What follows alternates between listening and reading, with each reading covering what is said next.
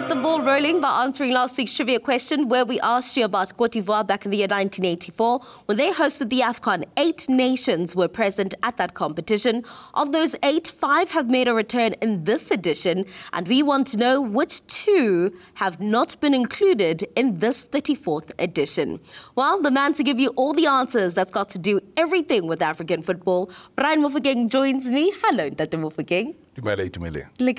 Looking all good. Looking all good. Yeah, the answer from last week, it was a very tricky one. We actually asked the viewers to get involved in that one. The Togo and Malawi are not yet. The Bandas are not represented this time around. You know, and the only Banda that's standing strong on this Afcon is myself.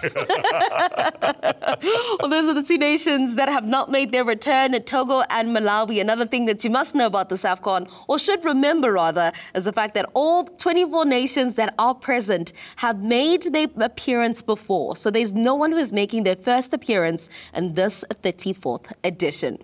Well, thank you so much for playing along with us. Make sure that you hop into the fun this week as we have another question for you. And this week, we are asking you about Mali. Now, we want to know, when Mali beat Bafana Bafana, they made it 3 consecutive matchday 1 victories in the Africa Cup of Nations. How many games have they lost on matchday 1 at the Afcon? If you listen to the commentary, you will know. Everybody started talking about it to say, Mali have done it again. That's all I'm going to say. Is that your clue? That's all I'm going to say. Okay. Well, Mali have done it again. And that is your clue, your clue rather, to this week's trivia question. Make sure that you send through your answers. It is at Fut-Afrique. Use the hashtag, the only one that matters, hashtag Fut-Afrique. Now, the 13th of January 2024 is a moment in time that Cote d'Ivoire will remember for decades to come, as it marked the opening of the 2023 edition of the Africa Cup of Nations in their backyard, a competition that will be played in their country for a month. 24 nations in the competition. 1 nation is set to reign supreme. But another thing for them, Brian, is that they haven't hosted it in the longest time. And this is another time that they get to show the world what they're made of. 40 years, to be precise. Yeah. After 40 years, they are hosting a tournament once again, and it was a spectacle. It all started very well after the opening ceremony, and we moved from there, also went into the first game that was played.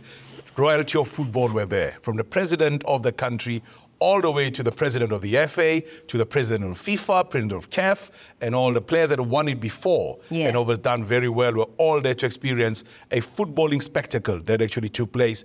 Yes, it was not capacity crowd, but the reality is that the fanfare was there. You know, Fofana was the one that scored the first goal of the competition, 4th minute to be precise, when he scored the goal. But Jean-Philippe Crasso, what a beautiful goal that he scored in the game. Fofana could have scored a 2nd goal. That's that was a cracker as well. Yeah, it was a crack off. No, the goalkeeper had no idea where the ball was. That was a cracker. Came off the upright and came back into play. That's why he got himself man of the match. And you know, sometimes they say, in the absence of certain key players, somebody must stand up and showcase what they can do. And the man from El Nasri did exceptionally well on the day. You talk about Fofana, and I'm just interested. I wish I had consumed a lot of Saudi Arabian football, because I'm just like, I want to know what's happening in the Middle East. The Middle East is doing very well because they're planning to be part of, you know, the hosting of World Cups going forward. Yeah. They're making football become a one-stop. Everybody now wants to play football there. They're taking the best players as well. When you're thinking also money-wise, they pay very well. So the Saudi oil is doing very well. So you go there and you're going to be looking very good and snazzy as well. Well, the Saudi oil is doing very well. One nation that will also be pleased about their performance in this edition of the Africa Cup of Nations, or at least match day 1, if we're going to go by that, is Mozambique. Coach Konde, what a moment. I mean, as a South African, as a person from the Kosafa region, I was absolutely excited. Yeah. It was so much jubilation in watching them on the field of play. Yeah. Against a more fancied Egyptian team, a team that's got the likes of Mo Salah in the squad, a team that's looking very good. And Al-Shinawi in goals beaten twice. Could have been 3 or 4 even of that match. That is a man who hardly gets beaten in between the sticks. You got to talk about him. He's always very brilliant at the back, and you don't expect Mozambique to do that. Mozambique have never won a game at the Afcon. You know, they're coming back after 13 years hiatus to be part of the tournament, and they were just a minute away from securing their first victory at the Afcon tournament. But you got to talk about the masterclass of the changes made by the coach. Yeah. Bruno Langa came in as a sub. Also, Clesio scored the second goal, came in. And those are the players that almost won it for Mozambique. How they lost it, I have to say, a mistake right at the end. It's just discipline. Domingos shouldn't have actually gone for the tackle. It is just discipline. Discipline was the year out of the day. But also they started defending too deep. You find yourself in that problem.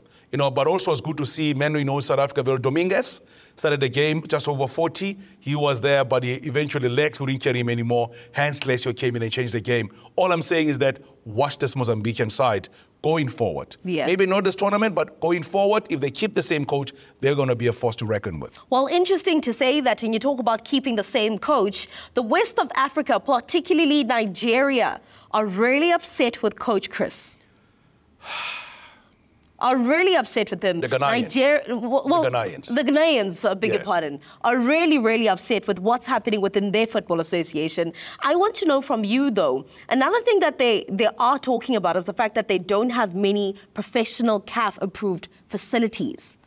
The problem with Ghana, and I've got to say it's a story that South Africa faces at some stage. They were here, and they started going down. As they filtered down, every year, they keep on dropping the ball continuously.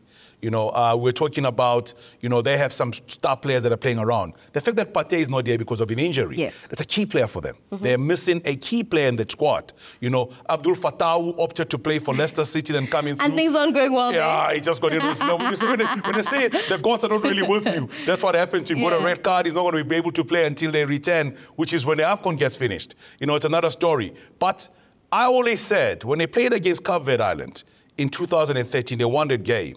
But I did say on this platform, when he spoke about Cape Verde, I said, Cape Verde are not going to be any pushover. They're going to cause some upset. And the way they're going to want their business to win their game by 2-1 against Ghana. And the came back and said they played against a better team. The team really delivered and did very well. They're going to go back to the drawing board and do things better. But we know that later we're going to get a report about how they performed in their second game. Well, when we come back, we continue with the upsets that are taking place out in Cote d'Ivoire for the Afcon 2023. But one thing about Cape Verde Island is that their basketball is on the rise. Their football is on the rise. I mean, the Blue Sharks, it's just a really good and solid time for them at this point.